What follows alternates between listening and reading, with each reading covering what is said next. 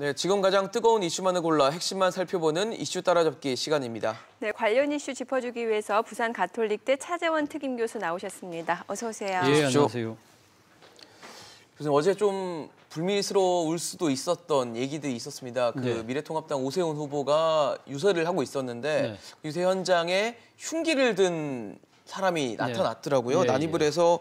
근데 경찰이 준비하는 데 있어서 일단은 뭐 진압을 한 모습을 지금 저희 화면으로도 나가고 있는데 왜 이렇게 난동을 핀 거죠? 그것도 칼을 들고 나서 너무 위험하다고 생각이 들더라고요. 그렇죠. 뭐 본인이 어제 그 경찰에 진술한 바에 따르면 본인이 야간 근무를 마치고 집에 와서 좀 자려고 하는데 이 지금 유세 차량의 확성기가 너무 시끄러워서 거기서 열받아서 그 흉기를 들고 나갔다는 것이 자야 이분의 되는데 못 주장인데요. 주무셨다는 얘기네요. 예, 근데 뭐 본인 스스로는 뭐 정신병 전력도 있다고 지금 이야기를 했다고 합니다.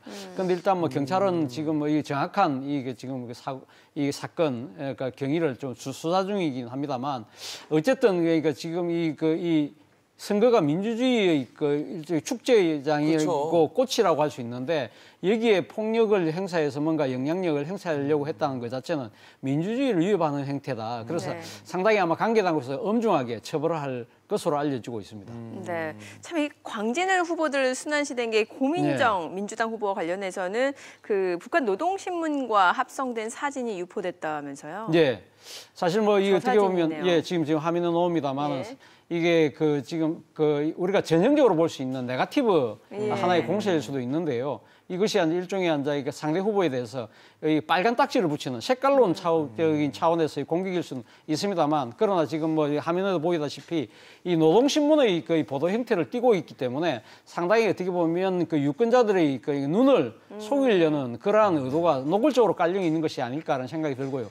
그리고 저 안에 내용을 쭉 보면 문재인 정부가 그러니까 지금 북한하고 상당히 남북 화해 협력을 추진하고 있는 부분에 대해서 약간 사회주의적인 그러한 공산화를 지금 갖고 가는 것처럼 그런 식으로 지금 일종의 낙인 찍기를 하고 있거든요. 그리고 특히 지금 임종석 전 비서실장에 대한 공세도 있는데요. 임종석 비서실장이 바로 며칠 전에 고민정 후보에 대한 이 선거 지지 유세를 했지 않습니까? 같이 했었죠. 예, 같이 했기 때문에 아마 임종석 전 비서실장이 과거 학생운동 시절에 임수경 씨를 북한에 보내면서 상당히 또 논란을 일으켰던 당사자고 그렇기 때문에 임종석 전 비서실장이 주사파다. 그렇기 때문에 고민정 후보도 그러니까 북한의 주체 사상을 따르는 사람이라는 식의 전형적인 색깔로 지금 낙인 찍기인데 과연 이러한 공세가 지금 뭐 80년대, 90년대도 아니고요. 이것이 먹힐까요?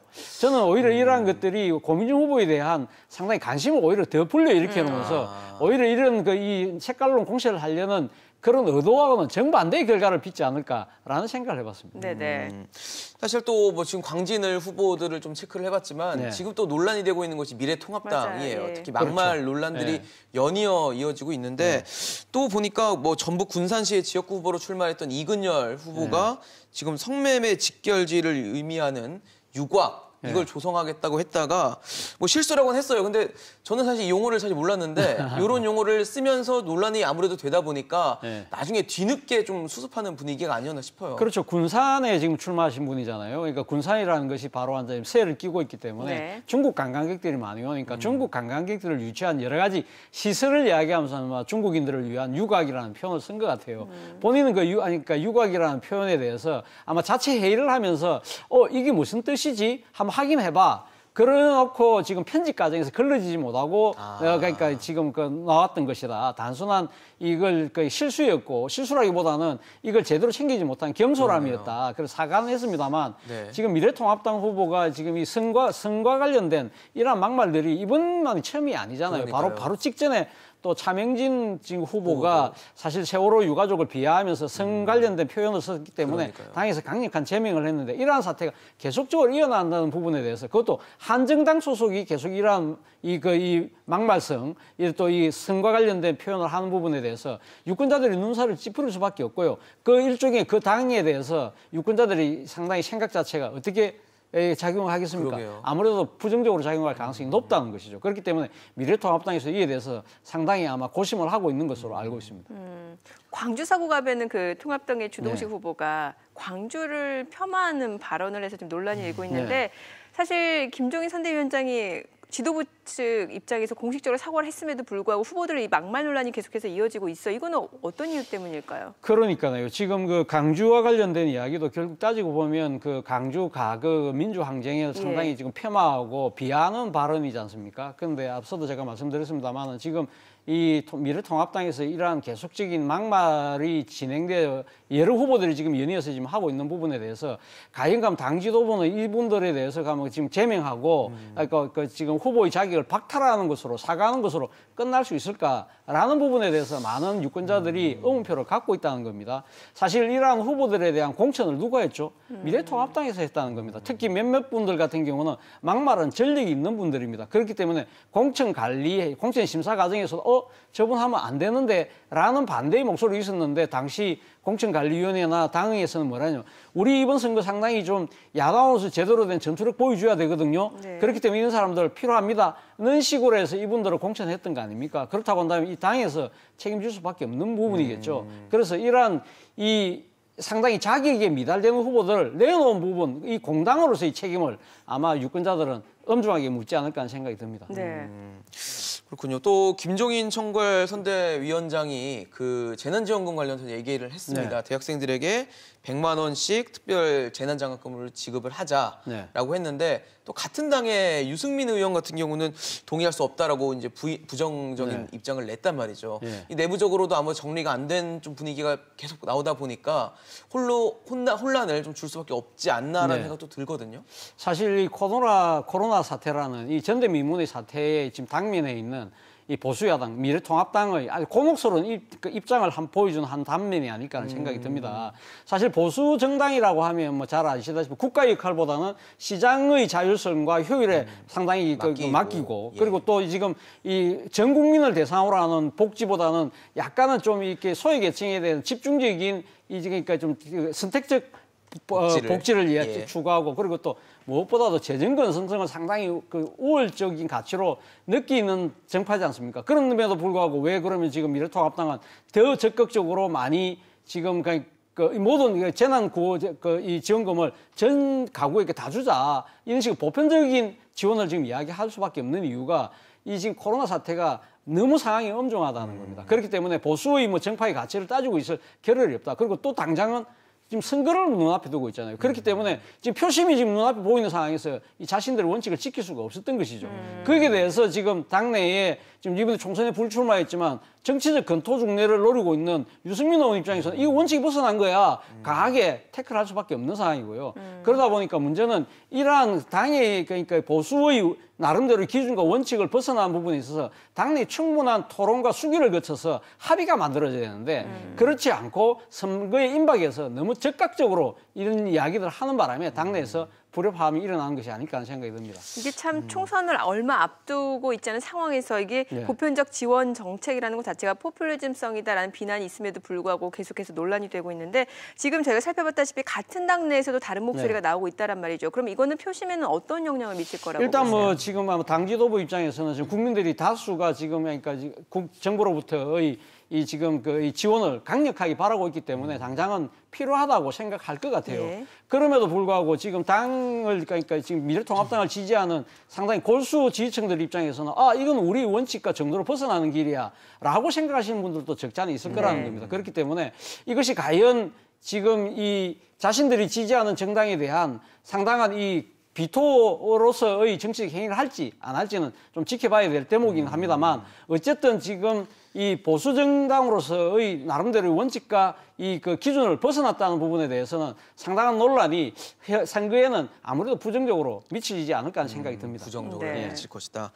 또 더불어민주당 얘기를 좀 해볼게요. 이해찬 대표가 유튜브 채널 출연해서 이제 총선용 정치 공작이 주말에 나올 것이다 예고를 했는데 이제 곧 주말이거든요. 그렇죠. 이게 뭐 실체가 있는 내용인 건가요? 일단 뭐 지금 이해찬 대표가 구체적인 내용이나 그 근거를 갖고 이야기하시지는 않은 것 같아요. 그걸 밝히지 않았기 때문에 그래서 지금 대략 한 3가지 정도 이야기가 나옵니다. 일단 지금 이해찬 대표가 7선 의원이에요. 7선 의원이기 때문에 상당한 여러 가지 선거의 경험이 있지 않습니까? 그렇기 때문에 선거 막판에 가면 선거에 좀 불리한 정파가 일단 무조건 터뜨리고 보자. 검증이 불가능하다, 시간이. 그런 식으로 상당히 앞서가는 쪽에 이게 아주 치명적인 뭔가 폭로를 하고 난 뒤에 그걸 갖고 이 판세를 뒤집어 보려고 하는 것이 아닐까?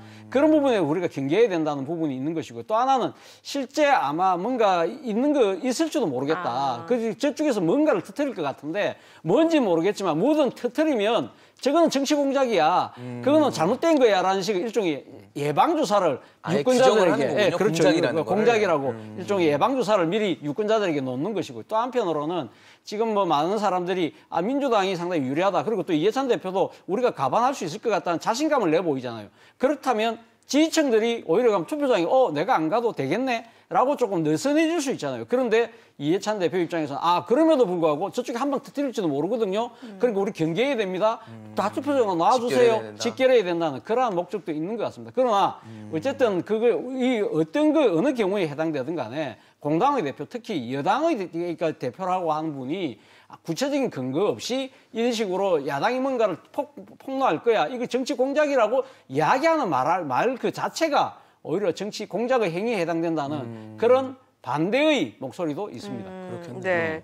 그 차세대 방사광 가속기 전남 유치를 공약으로 내세웠다고 철회를 했는데 이게 뭐 선거용 공약 남발 아니냐라는 비판도 나오고 있어요. 그렇죠. 뭐 사실 뭐 선거용 그러니까 이거 공약 남발이라는 비난의 측면에 있는 건 사실인 것 같습니다. 이 방사광 가속기라는 것이 전자를 빛의 속도로 가속을 시켜갖고요. 그럼 다시 빛이 만들어진대요. 그 빛을 가지고 미세 이 물자의 미세 구조를 파악을 하는 그러한 그 시설이라고 그러네요. 상당히 규모도 크고 예산이 1조 가까이 들어요. 그렇기 때문에 그 각 지자체 입장에서는 이걸 만약에 유치하게 되면 관련 연계 산업들이 상당히 그 지역 연계 산업들이 살아날 수 있고요. 부가가치가 있겠네요. 그리고 또 연구기관들이 많이 들어올 수밖에 없기 때문에 지역 입장에서는 사활이 걸려 있거든요. 전국에 한 5개 지자체가 지금 경쟁 중이라고 합니다. 그런데 이번에 그 강주에 내려가신, 강주에 지지 유치하러 가신 이 이해찬 대표 입장에서는 나주에서, 전남 나주에서 이걸 강력하게 유치한다니까 그럼 우리 도와줄게요. 우리가 유치하겠습니다. 이런 이야기를 하자마자 바로 지금 경쟁을 하고 있는 충북도에서 충북에 있는 미래통합당에서 그거 지금 선거를 앞두고 민감한 시기에 그 특정 지역 가서 그거 해준다는 게 말이 되느냐. 그걸 가만히 생각해보니까 민주당 입장에서도 지금 충북표도 필요하잖아요. 그래서 당 대표 비서실에서 우리는 공정한 경쟁을 하겠다는 취지로 이야기를 했습니다 하면서 말을 주워 담았어요. 그러니까 그럼 또 강주 전남이 가만히 있습니까? 이거 아까 해준다 해놓고 왜 다시 말을 또 주워 담느냐. 그런 식으로 해서 상당히 또 비난의 목소리가 나오고 있거든요. 결국은 앞서 말씀하신 것처럼 이 선거를 앞두고 지역 공약을 남발하는 데 따른 정치적인 이 일종의 이 부메랑이 지금 민주당이 돌아오고 있는 것이 아닐까 하는 생각이 듭니다. 네네. 사실 이제 오늘부터는 이틀간 이 사전 투표가 시작이 됐습니다. 지금 사전 투표 한창 진행이 되고 있는데 아마 올해 선거의 가장 큰 변수가 코로나19다 보니까 자가격리가 되신 분들은 사전 투표를 못 한다고 하더라고요. 그렇죠. 못하는 분들은 어떻게 해야 되는 건지 아직 안 정해졌어요. 이거는? 일단 뭐 지금 사전투표는 못 하게 됐습니다. 사전투표는 이분들의 이동, 그것도 관리하는 문제가 자가격리니까 이제 그래서 못 움직이시니까요. 일단 뭐 오늘하고 내일 진행되는 지금 자가투표는 못 하지만 그러나 본 투표가 15일 날 하잖아요. 15일이죠, 다음 주. 그런데 그 부분에 대해서는 아마 지금 선관위하고 방역당국에서 대책을 만든 것으로 일단 지금 보도가 되고 있습니다. 지금 이거 당국에서 만든 이 조치가 뭐냐면 투표 당일 날 이분들을 그러니까 지금 투표 마감이 오후 6시잖아요. 직전에 이분들을 별도로 따로 모셔와서 대기시켜놨다가 별도 장소에서 대기시켜놨다가 그 6시에 일반인들 투표가 마감이 되고 난 뒤에 별도 바로 옆에다가 임시 투표소를 기표소를 만들어서 그분들을 다시 별도로 투표를 하도록 그렇게 지금 방안을 마련했다고 합니다. 그러니까 일반 투표자 하시는 분들하고 좀 동선이 겹치지 할 않도록 수 있도록 동선이 겹치지 않도록 시간대를 나누는 거죠. 6시까지는 6시까지는 일반 정상 투표를 하고 바로 그 직후에 바로 직후에 앉아. 근데 이분들 오시는 거는 한 5시 한 4, 50분쯤 와서 별도의 장소에서 대기를 하고 계시다가 바로 투표를 한다는 거죠. 자, 이번에 외교 소식을 좀 짚어볼게요. 저희가 앞서 이제 핫 이슈 키워드에서도 짚어봤던 내용인데 해리스 미 대사가 이제 한국을 떠나고 싶다 사임 계획을 밝혔다는 보도가 나왔어요. 그러니까 트럼프 대통령이 재선을 하더라도 본인은 안 하겠다 이런 얘기가 나왔는데 일단 보도 내용만 보게 되면 그렇거든요. 네, 일단 외형적 이유는 이런 것 같습니다. 그러니까 해리스 대사가 이 미 해군의 4성 장군 출신입니다. 그리고 올해 연세가 60대 중반이에요. 그렇기 때문에 나 자신 입장에서는 아마 공직 생활을 할 만큼 했다. 그래서 지금 본인이 또 미국 콜로라도에 전원주택을 이미 만들어 놓고 거기에 이제 은퇴 생활을 하겠다는 계획을 여러 번 이야기를 했어요. 그렇기 때문에 아마 본인이 할 만큼 했기 때문에 물러나는 것이 아니냐는 것이 이 외형적 이유지만 속내는 조금 다른 것 같아요. 그러니까 지금 주한미국 대사로서 이 재임하는 동안 상당히 소가리를 많이 했다는 것이죠. 예를 들면 지금 북한과의 지금 그 비핵화 협상 자체가 사실 잘 안 되고 있잖아요. 이게 주한미국 대사로서 상당히 조금 이 힘든 일일 수밖에 없는 것이거든요. 그리고 지금 당장 한미 간에 그 지금 이제 발등에 불이 이 방위비 분담금 협상이잖아요. 이것도 제대로 안 되고 있고 이러한 과정에서 본인이 한국 국민들과의 정서적 충돌도 벌어졌었어요. 바로 올해 초죠. 올해 초에 문재인 대통령이 이 북한에 대한 대북 관광을 그러니까 개별적으로 허용하겠다는 방침을 이렇게 시사하니까 아 그건 안 된다는 식으로 한미 워킹 그룹에서 논의를 해야 된다고 사실상 제동을 걸었거든요. 이때 여권에서 무슨 이야기가 나왔냐면 상당히 지금 일개 그 국의 대사로서 지금 이 상대 국가 정상이 하는 여러 가지 이 정책에 대해서 어떻게 제동을 걸 수 있느냐. 그러면서 해리스 대사가 일본계 미국인이잖아요. 그러니까 그렇죠. 조선 총독 시절에 총독하고 무슨 차이가 있느냐 그런 이야기도 있었고 그리고 또 이 해리스 대사와 관련해서 지금 미국의 정책에 반대하는 사람들이 지난 11월 달에 해리스 대사의 대사 관저를 담을 넘어서 침입하기도 했잖아요. 그 과정에서 상당히 많이 힘들었던 것 같아요. 그래서 본인은 아마 이런저런 여러 가지 그런 문제들 때문에 아마 좀 빨리 아마 이 좀 자식 임무를 마치고 돌아가려고 하는 것이 아닐까라는 이야기들이 지금 주변에서 흘러나오고 있습니다. 말씀을 드리니까 좀 뭐 체류를 못 하겠다는 것도 나름대로는 이해가 좀 되는 부분이 있겠네요. 알겠습니다. 오늘 이슈 따라잡기 차재원 특임 교수와 함께했습니다. 말씀 감사합니다. 잘 들었습니다.